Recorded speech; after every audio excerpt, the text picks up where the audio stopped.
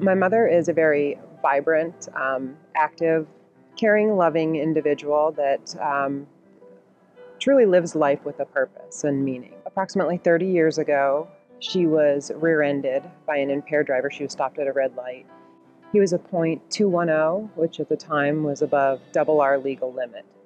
After getting out, couldn't figure out why his car was stalled, and upon impact of her vehicle, it burst into flames and flew through the intersection, and she was trapped inside.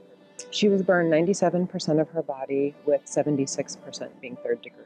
I was 8, about to turn 9. She actually came home right before my 9th birthday to die at home, and her life forever would be changed.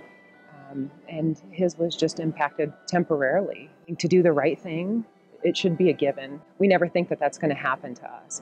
Sadly, it happens frequently. Again, it's such an easy message. If you choose to drink, if you're an adult and you choose to drink, don't drive.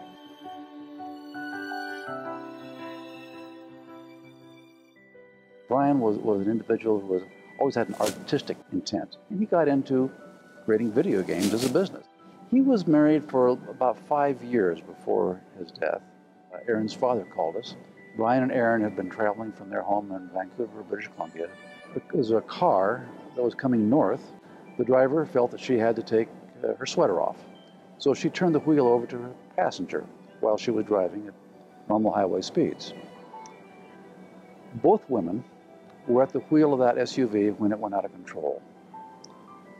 So badly out of control, that SUV was upside down and airborne when it went through Brian's windshield. And in that last second of his life, he braked and swerved in an attempt to get out of the way. But in so doing, he placed himself between the oncoming vehicle and his pregnant wife. When they tested the driver, she had marijuana, methamphetamine, and heroin on board. He had hopes for a daughter. That's what he had. He never knew it.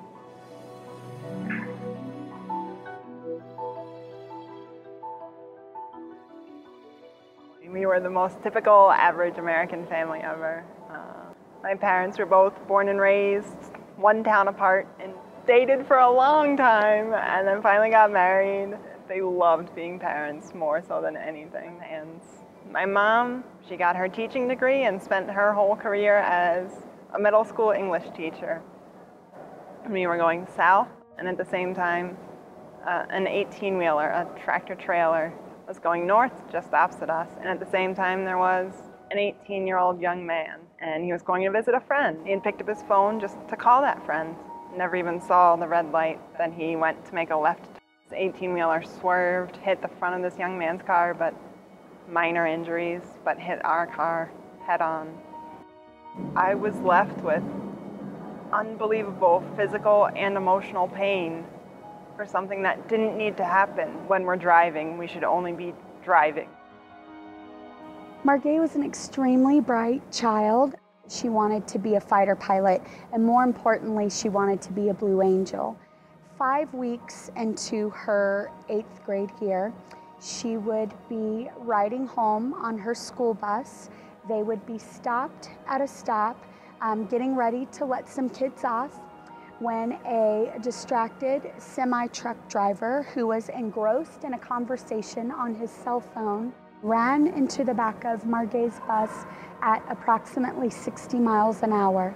The bus was on fire, and I knew that something was terribly wrong. She was indeed on the bottom of that bus. This is Margay at 10 years old, had the world in front of her. This is the only thing that came off of Margay's bus. These are Margay's ashes. I carry them with me everywhere I go. If they are tempted to talk or text on their phone, that they will think of Margay laying on the bottom of that school bus.